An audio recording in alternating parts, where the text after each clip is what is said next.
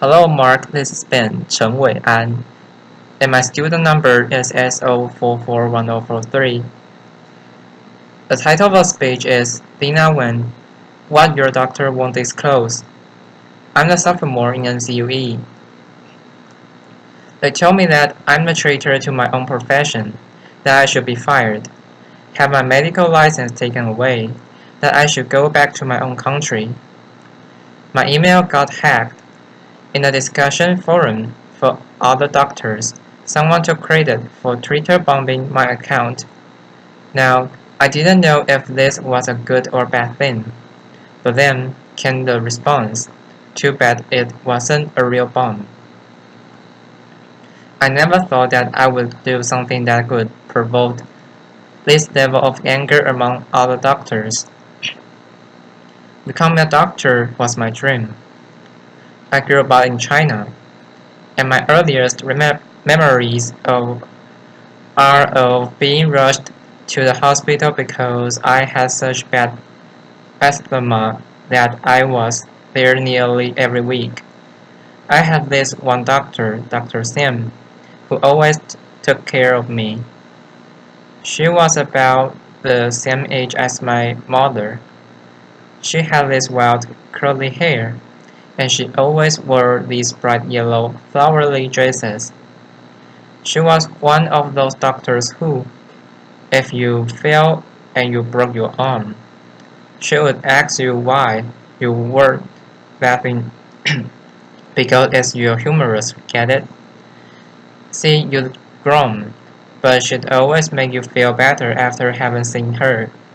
Well, we all have that childhood hero that we want to grow up to be just like, right? Well, I wanted to be just like Dr. Sam. When I was 8, my parents and I moved to the US, and ours became the typical immigrant narrative. My parents cleaned hotel rooms and washed dishes and pumped gas so that I could pursue my dream. Well, eventually, I learned enough English, and my parents were so happy the day that I got into medical school and took my oath of healing and service. But then one day, everything changed. My mother called me to tell me that she wasn't feel well. She had a cough that wouldn't go away. She was short of breath and tired. Well, I knew that my mother was someone who never complained about anything. For her to tell me that something was the matter, I knew something had to be really wrong. And it was. We found out that she had stage 4 breast cancer, cancer that by then had spread to her lungs, her bones, and her brain. My mother was brave, though, and she had hope. She went through surgery and radiation, and I was on her third round of chemotherapy when she lost her address book. She tried to look up her oncologist's phone number on the internet and she found it, but she found something else too. On several websites, she was listed as a highly paid speaker to a drug company, and in fact often spoke on behalf of the same chemo regimen that he had prescribed her. She called me in a panic, and I didn't know what to believe. Maybe this was the right chemo regimen for her, but maybe it wasn't. It made her scared, and it made her doubt. When it comes to medicine, having a trust is a must, and when that trust is gone, then all that's left is fear. There's another side to this fear. As a medical student, I was taking care of this 19-year-old who was biking back to his dorm when he got struck and hit, run over by an SUV. He had 7 broken ribs, shattered rib hip bones, and he was bleeding inside his belly and inside his brain. Now, imagine being his parent.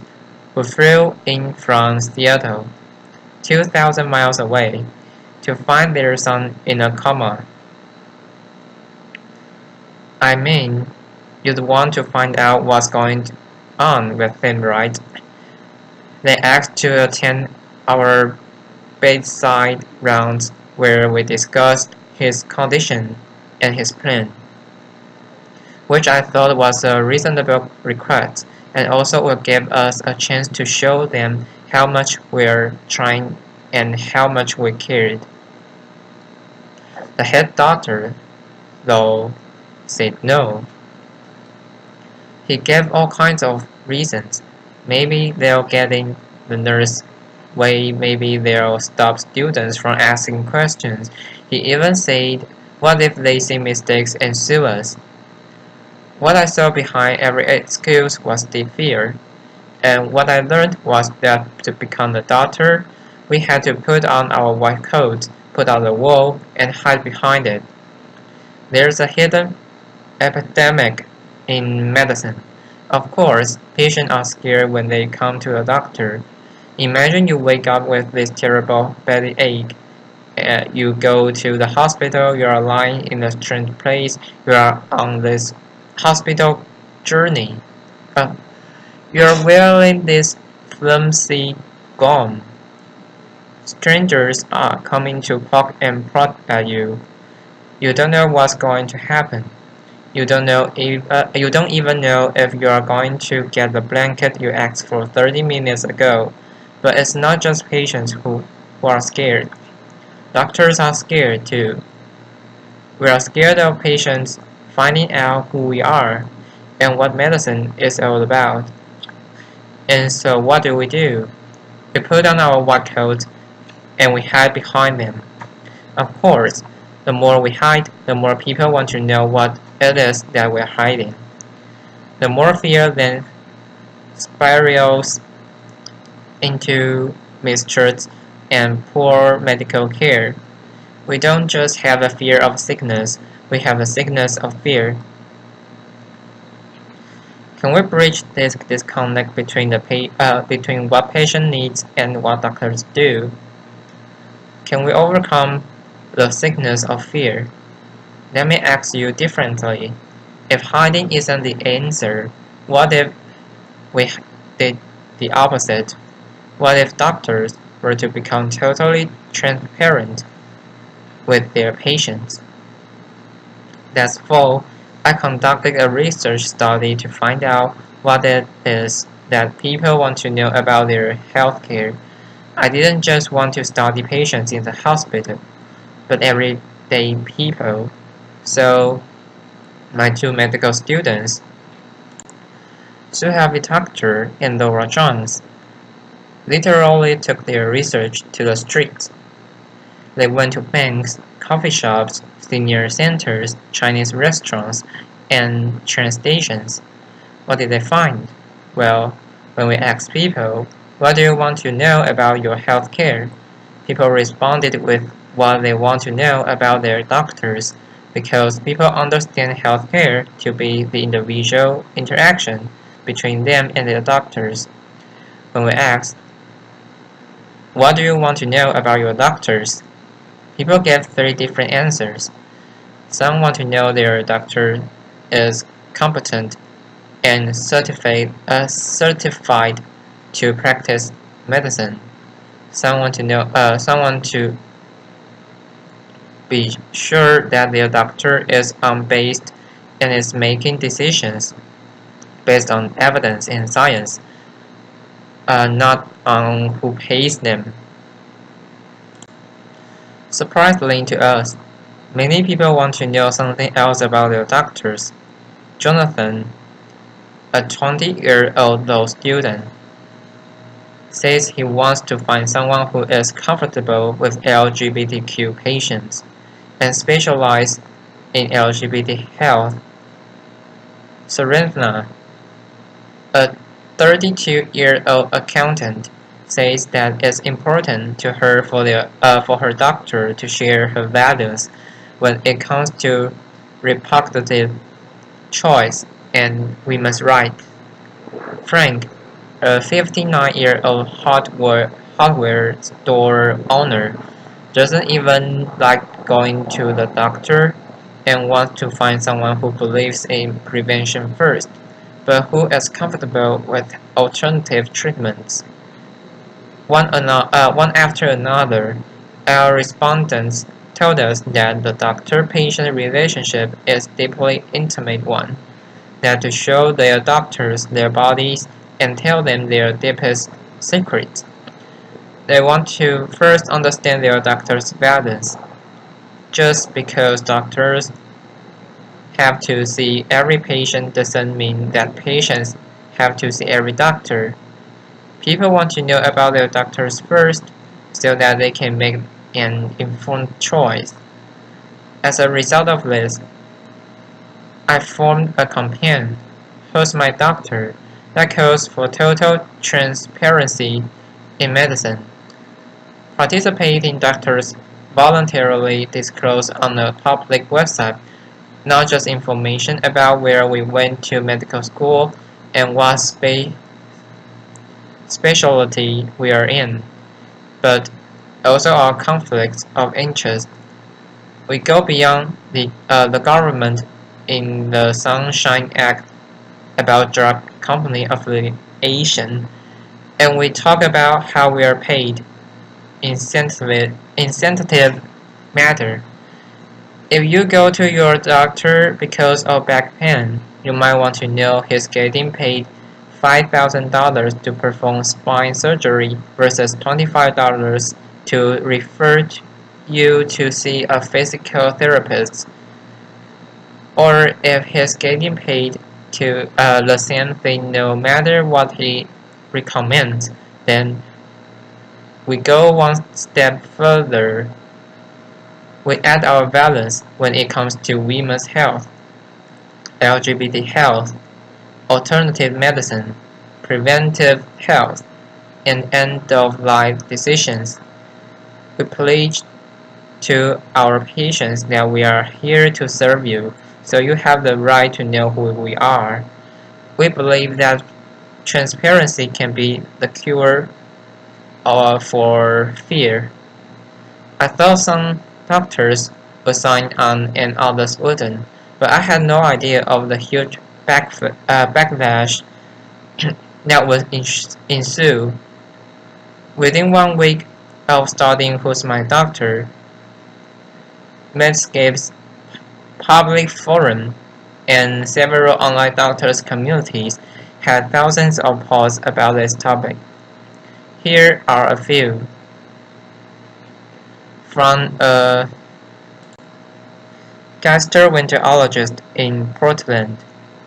I devoted 12 years of my life to being a slave. I have loans and mortgages. I depend on launches from drug companies to serve patients. Well, times may be hard for everyone, but try telling your patients making $35,000 a year to serve a family of four that you need the free lunch. From an orthopedic surgeon in Camelot, I found it an invasion of my privacy to disclose where my income comes from. My patients don't disclose their incomes to me, but your patient's sources of income don't affect your health. From the psychiatrist in New York City, pretty soon we will have to disclose whether we prefer cats to dogs, what model of car we drive, and what toilet paper we use.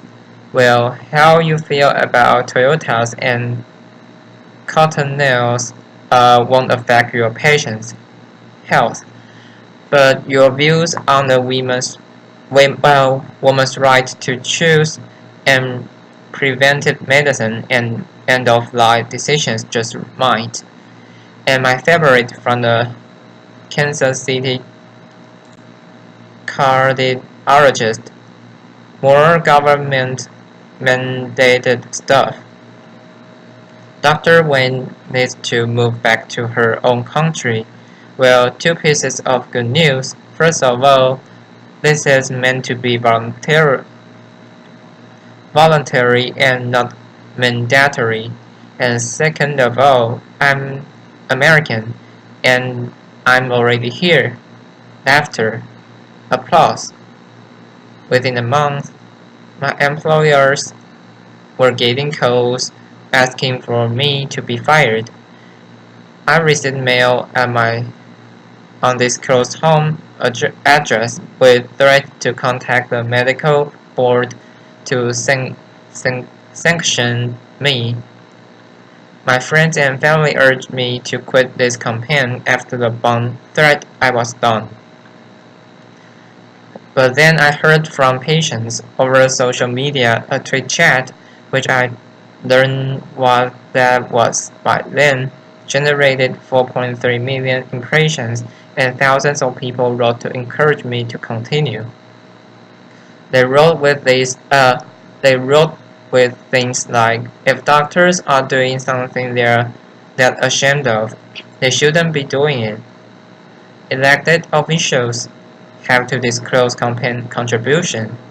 Lawyers have to disclose conflict of interest. Why shouldn't doctors? And finally, many people wrote and said that the patients decide what's important when we're choosing a doctor. In our initial trial, over 300 doctors have taken the total transparency pledge. What a crazy new idea, right? But actually, this is not that new of a concept at all. Remember Dr. Sam, my doctor in China, with the goofy jokes and the wild hair? Well, she was my doctor, but she was also our neighbor who lived in the building across the street. I went to the same school as her daughter. My parents and I trust her because we knew who she was and what she stood for, and she had no need to hide from us. Just one generation ago, this was the norm in the US as well. You knew that your family doctor was the father of two teenage boys, that he quit smoking a few years ago, that he says he's a regular church goer, but you see him twice a year, once at Easter and once when his mother-in-law comes to town. You knew what he was about, and he had no need to hide from you. But the sickness of fear has taken over, and patients suffer the consequences. I know this firsthand. My mother fought her cancer for 8 years. She was a planner, and she thought a lot about how she wanted to live and how she wanted to die. Not only did she sign advance directives, she wrote a 12-page document about how she had suffered enough, how it was time for her to go. One day, when I was resident physician, I got a call to say that she was in the intensive care unit. By the time I got there, she was about to be intubated and put on the breathing medicine. But this is not what she wants, I said, and we have documents.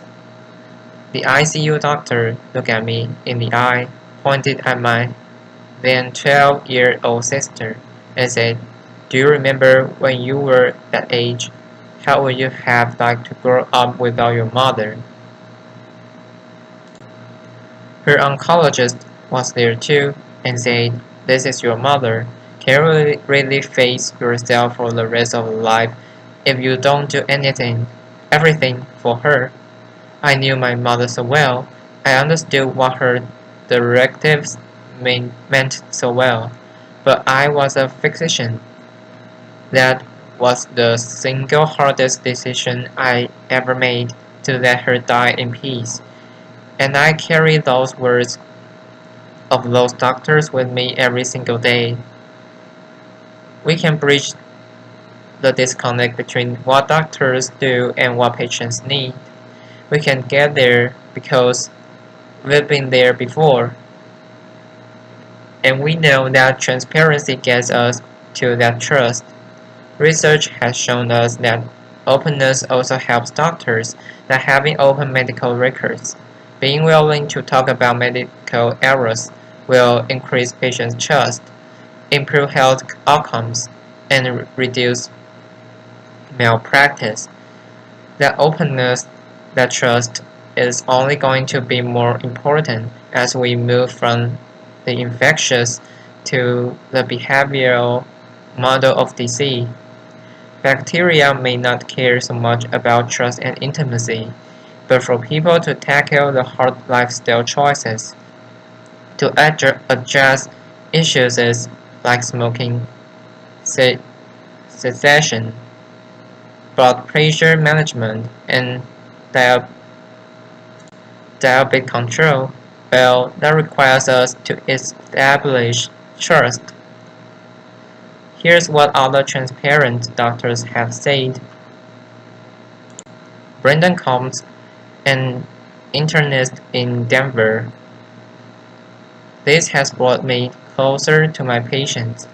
The type of relationship I've developed, that's why I entered medicine. Aaron Stubble, an internist in Denver. I tell my patients that I am totally open with them. I don't hide anything from them. This is me. Now tell me about you. We are in this together. Mei Nguyen, a family physician in Houston. My colleagues are astounded by what I'm doing. They asked me how I could be so brave. I said, I'm not being brave, it's my job. I leave you today with a final thought. Being totally transparent is scary. You feel naked, exposed, and vulnerable. But that vulnerability, that humility, it can be an extraordinary benefit to the practice of medicine. When doctors are willing to step off our pedestals, take off our white coats, and show our patients who we are and what medicine is all about, that's when we begin to overcome the sickness of fear. That's when we establish trust. That's when we change our paradigm of medicine from one of secrecy and hiding to one that is fully open and engaged for our patients. Thank you. Applause.